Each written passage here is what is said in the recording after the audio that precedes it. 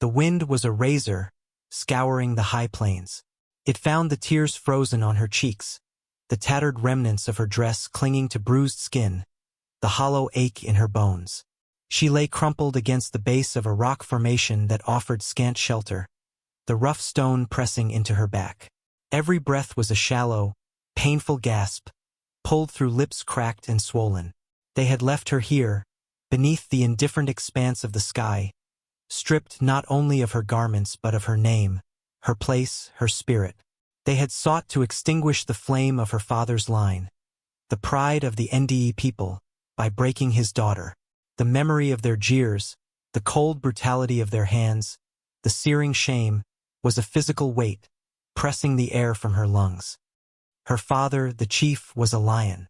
She was his only daughter, raised with the strength of the mountains in her veins, the wisdom of the elders in her heart. Now, she felt like a broken bird, its wings deliberately snapped, left to die in the dust. The sun, when it rose, was a cruel, mocking eye. The landscape, vast and indifferent, mirrored the emptiness inside her. There was no one, only the wind, the rocks, and the vast, lonely sky. The shame was a shroud.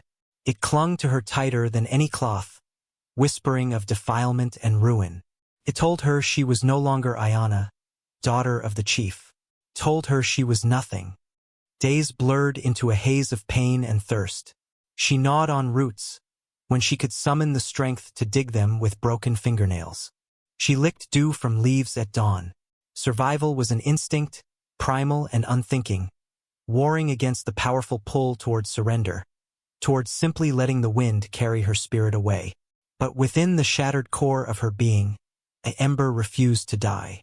It was small, fragile, but persistent, the ember of her father's pride, of her people's history. They had wanted her to break completely, to disappear, a silenced testament to their power. Ayanna, daughter of the chief, would not give them that satisfaction. The thought was a tiny spark in the suffocating darkness. She saw the buzzards circling overhead, patient, expectant. They were part of the landscape's brutal truth. They waited for the weak, the dying. Ayanna watched them, a grim resolve hardening her gaze. She would not be their meal. Not yet. Not while the image of her father's face, stern and loving, remained in her mind. Not while the memory of her mother's lullabies echoed faintly in the wind. The world had shown her its cruelty, its capacity for darkness. But her people had taught her resilience, the strength of the earth itself. She was a seed, buried deep, waiting for the rain. But rain was a distant dream on this parched land. What came instead was the sound of a horse, slow and steady, approaching through the rocky terrain. Fear, sharp and cold, pierced through her numbness. They had returned? Or was this a different cruelty the world offered? The horse stopped some distance away.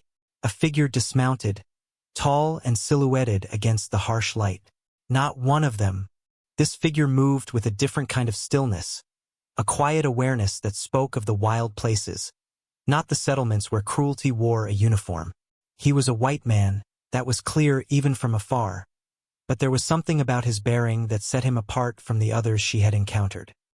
He carried a rifle, slung easily, and his movements were deliberate, unhurried. He wasn't looking directly at her, not yet. He was scanning the surroundings, reading the land, a part of the environment as much as the rocks and the wind. Ayanna froze, every instinct screaming at her to hide, to disappear. But there was nowhere to go. She was exposed, vulnerable, a broken thing waiting to be found. He turned then, his gaze sweeping across the ground, and his eyes found her. There was no flicker of recognition in them, no triumph, no cruelty. Only a long, assessing look. He took a slow step towards her, then another. The silence stretched, heavy with her fear and his quiet approach.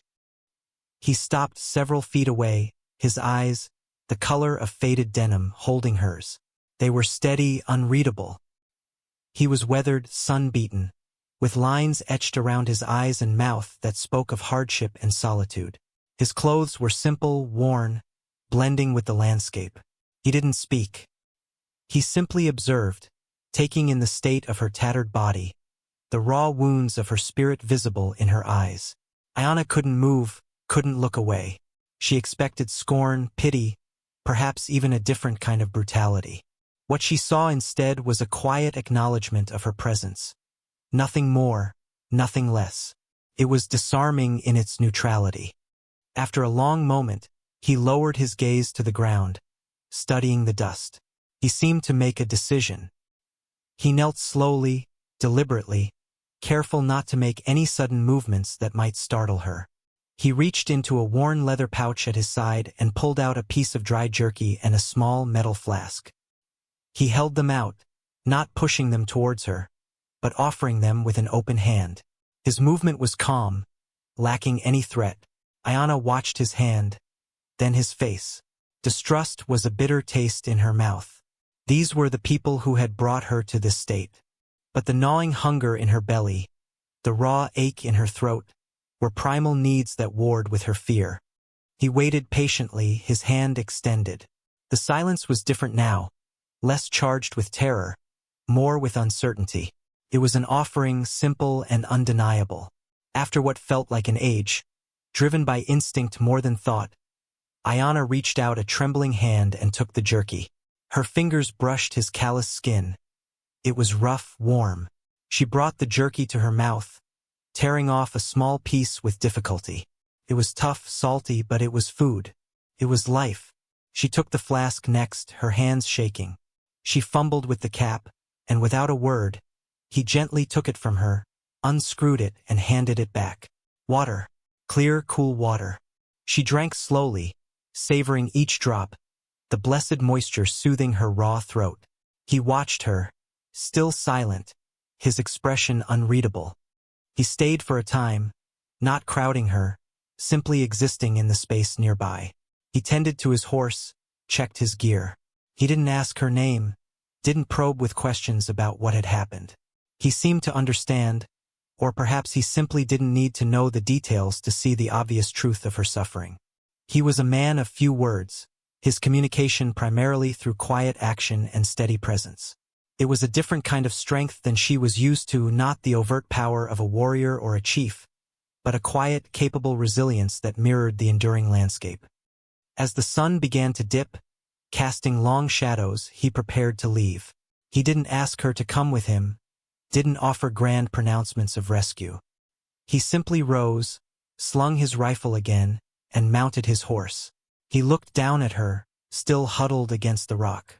For the first time, she saw a flicker of something in his eyes, something that might have been acknowledgement, or perhaps a quiet challenge. "This land takes its toll," he said, his voice a low rumble, the first words he had spoken. "But it yields to those who listen." He didn't wait for a response. He simply turned his horse and rode away, disappearing back into the vastness from which he had emerged. He left behind the rest of the jerky, the flask refilled, and a worn, but clean blanket. He had offered sustenance, a moment of reprieve, and a cryptic observation about the land. It wasn't salvation, but it was something. It was enough to keep the ember from being extinguished. Ayana wrapped herself in the blanket, the rough wool a surprising comfort against her skin. She had survived the cruelty of men. Now she had to survive the indifference of the land, and perhaps, with the quiet strength of this stranger's offering, she might just be able to listen. The sun rose again, painting the sky in hues of fire and dust.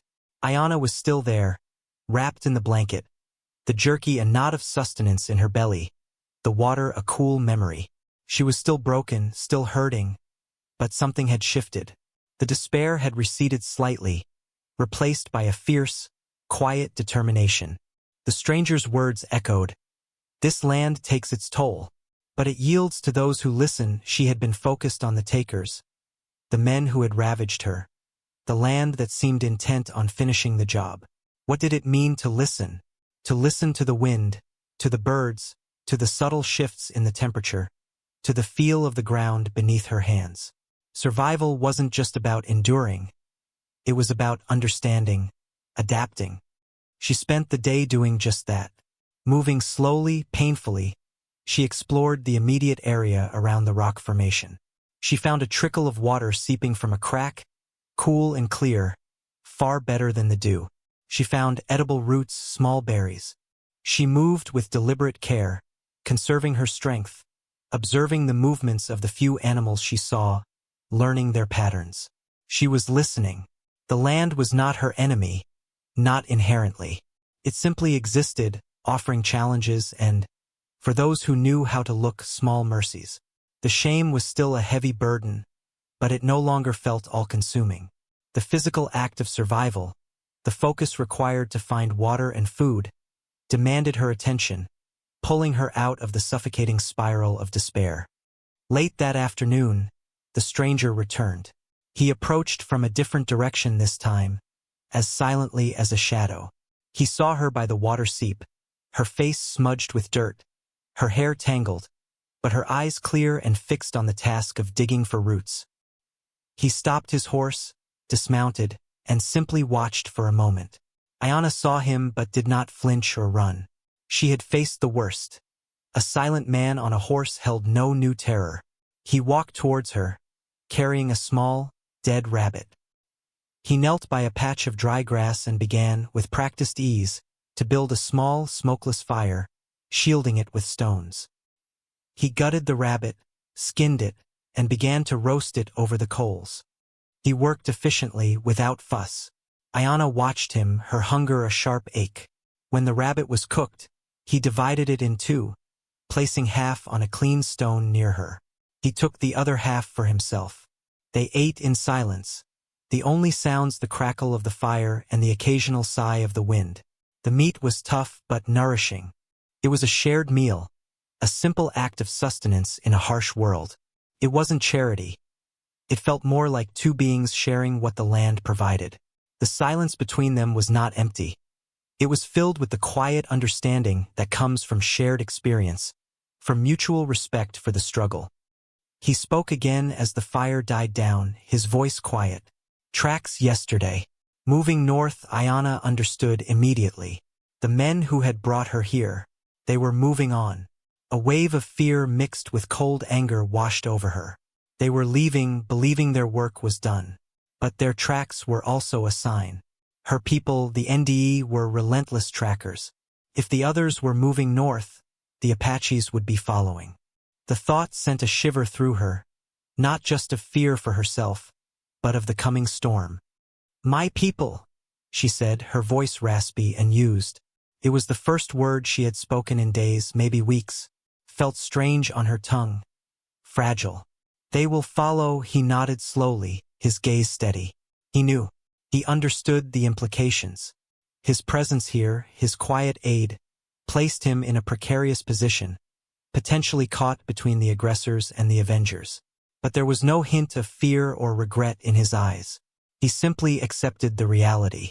"The land remembers," he said, his voice barely a whisper, like the wind. "What is done here, stays here." Ayana looked at the stars beginning to appear overhead, bright and cold in the vast sky. The land remembered, and her people remembered.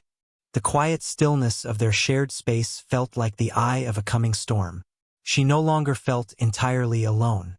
She had the quiet presence of this man, whose name she didn't know, and the growing strength within herself.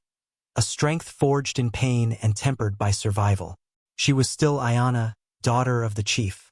And she was listening.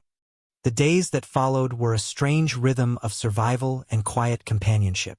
The stranger, who introduced himself simply as Ethan, did not speak of his past, nor did he ask about hers, beyond the obvious truth of her suffering. He was a man of the land, moving with an economy of motion that spoke of deep familiarity. He taught her to find better water sources, to identify edible plants, to read the subtle signs of the wind and sky. He did not coddle her, but offered guidance, allowing her to rediscover her own capabilities. The physical strength began to return, slowly, tentatively. More importantly, the strength of her spirit, though scarred, began to assert itself.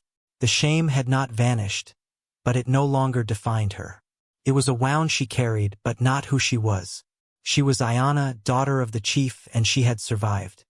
Their communication remained minimal, a language of shared glances, quiet gestures, and necessary instructions. He showed her how to set snares, how to mend her tattered clothing with sinew he provided. He watched her, his gaze steady and assessing, and gradually, she felt the weight of his judgment lift, replaced by a quiet respect. He saw not just the victim, but the woman who was fighting to reclaim herself. A tentative trust formed between them, built on silence, shared hardship, and the simple fact that he had offered aid when she had nothing. He was an outsider, a white man, yet he had shown her a different face than those who had brought her low. The land grew restless. Ethan read the signs, the sudden silence of the birds, the way the wind shifted, the distant scent of wood smoke carried on the air. "They're closer," he murmured one evening, his gaze fixed on the northern horizon. Both of them, Ayana felt a knot of tension tighten in her stomach. The men who had wronged her, and her people seeking vengeance. The storm was coming. She looked at Ethan. He was sharpening a knife, his movements calm, focused. He was not leaving. He had made his choice silently, implicitly, by staying. Fear mingled with a fierce, cold anticipation. Part of her yearned for vengeance, for the sight of those men facing the wrath of her father's warriors.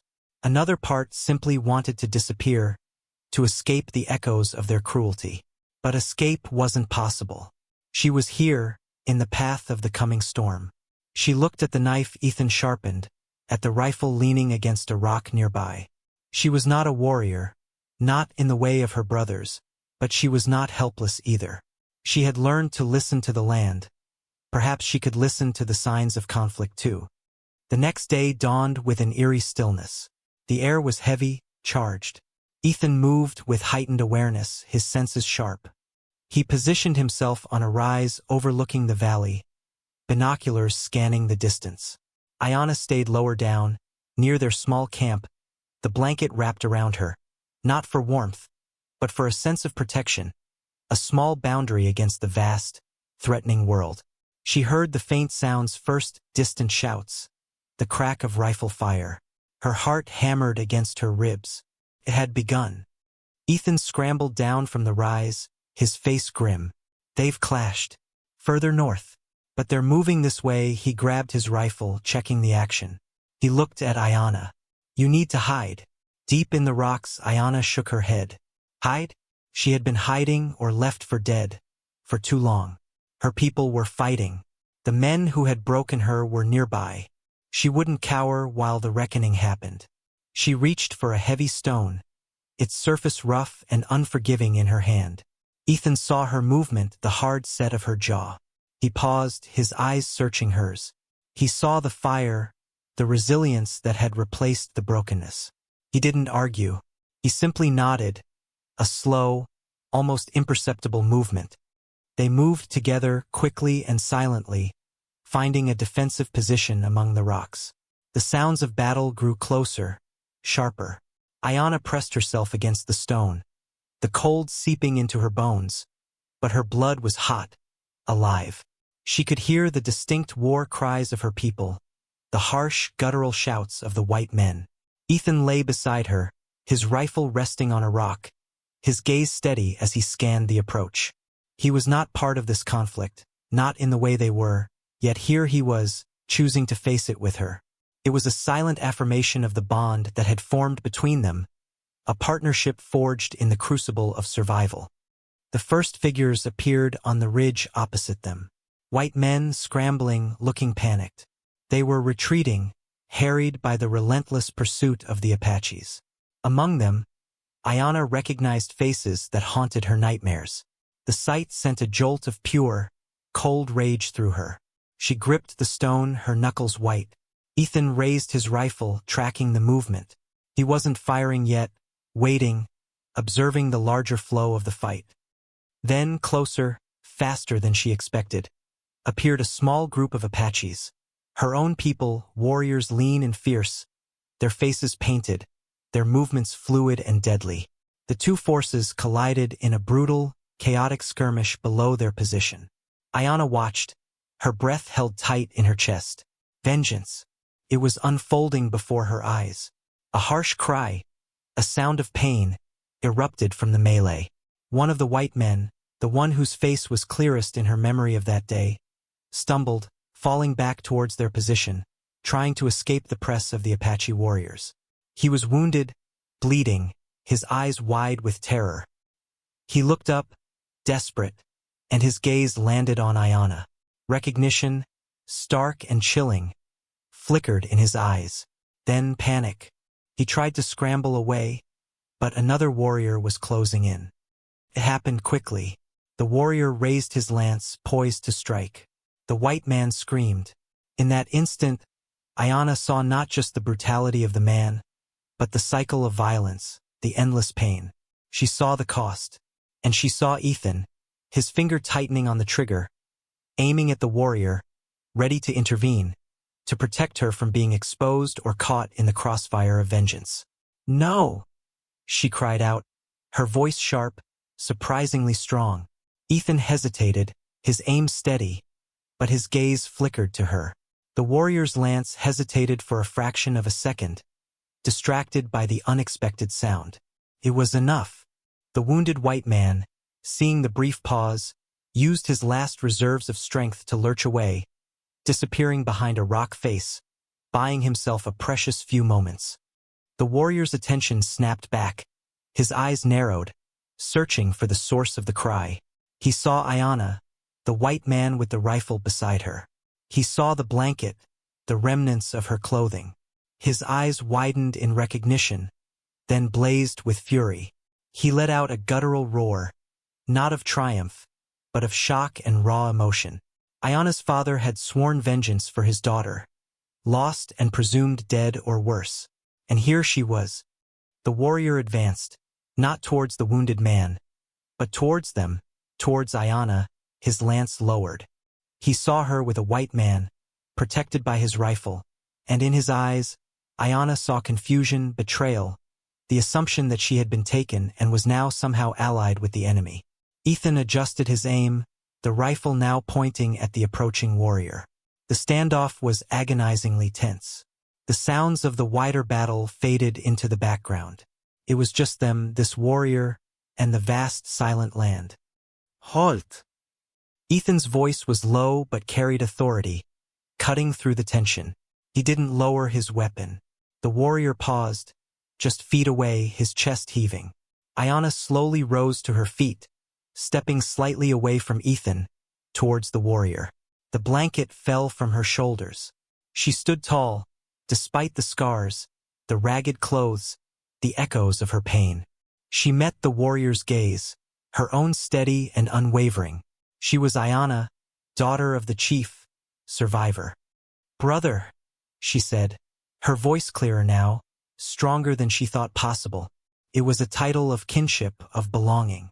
Recognition, hesitant at first, then overwhelming, flooded the warrior's face. He lowered his lance, his eyes scanning her, taking in her state, the truth of her suffering written on her body. He saw the strength too, the resilience that radiated from her. He saw Ayanna. Another warrior joined him, then another, emerging from the rocks, their faces initially hard with battle fury, softening as they saw her, truly saw her. Word spread like wildfire through the Apache ranks. She was alive. The lost daughter had returned. The battle ceased around them, momentarily forgotten in the face of this impossible revelation. The white men who could fled. The Apaches gathered, their fierce eyes now filled with awe and relief, focused solely on Ayanna. Her father appeared, pushing through the crowd, his face a mask of disbelief. He stopped before her, his gaze searching, his hand reaching out tentatively, as if afraid she were a ghost. "Ayanna!" His voice was thick with emotion. Tears streamed down his face, mixing with the dust and war paint. "Father!" she whispered, and in that single word was a lifetime of pain, survival, and return. He pulled her into his arms, holding her tightly, the embrace of her people a warmth she thought she would never feel again. Over her father's shoulder, she met Ethan's gaze. He had lowered his rifle, a quiet look of understanding on his face. He had stood by her, faced down her own people for a moment to protect her, allowing her to reveal herself on her own terms. He had given her the space and the strength to reclaim her identity. The aftermath was a mix of raw emotion and grim reality. Her people had exacted a heavy toll. The wounded white man who had fled towards them was found and dealt with, the vengeance completed. But the focus remained on Ayanna, on her return, her survival. She told her story, not of the shame, but of the endurance, the journey through the darkness, the quiet aid of the stranger. She pointed to Ethan, standing apart, his presence acknowledged but not fully understood by her people. "He helped me," she told her father, her voice clear and strong. "He taught me to listen to the land again, to find my strength." Her father, a man of wisdom honed by the unforgiving world, looked at Ethan with a long, assessing gaze. He saw the quiet competence, the respect in the man's bearing. He saw that Ethan had helped his daughter rise from the ashes, not out of sentimentality, but out of some deeper, unspoken code. Ayanna had returned to her people, not broken, but forged anew. The scars remained, etched on her body and soul, but they were now marks of survival, not shame. She had walked through the fire and emerged, not unscathed, but unbroken in spirit. The land had taken its toll, but she had listened, and it had yielded. Her path had intersected with a man of quiet strength, an outsider who had offered not pity, but partnership in survival. She had lost much, endured the unimaginable, but she had found herself in the process, stronger, more resilient, her dignity reclaimed in the vast, indifferent heart of the world. The future was uncertain, but she faced it not with fear, but with the quiet determination of one who knows the true cost of breaking, and the boundless strength found in refusing to be broken. The journey through the darkness had led her back to the light of her people, but it had also led her to a new understanding of strength, found not just in belonging, but in the fierce, unyielding will to survive, to listen, and to reclaim one's own story. Her spirit, once shattered, was whole again, tempered by the wind, the rocks, and the quiet presence of a man who had seen her at her lowest and waited patiently for her to rise.